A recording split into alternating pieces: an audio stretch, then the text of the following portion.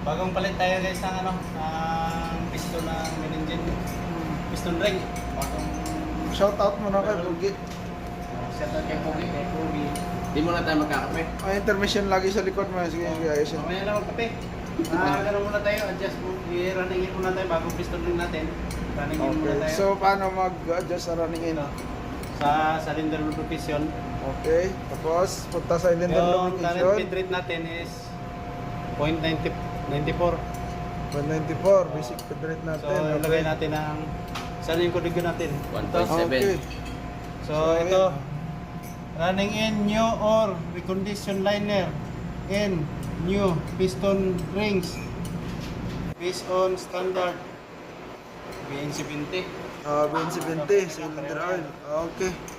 Ito, siyempre punta muna tayo sa chip level eh. Okay. Bado,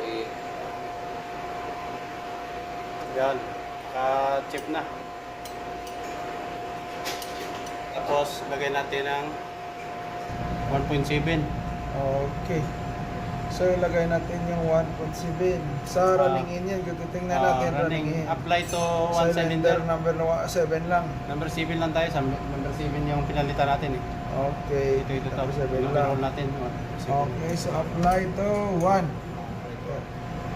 So may choices pala. Pwede rin isa lang. Tapos apply to all. Kung lahat.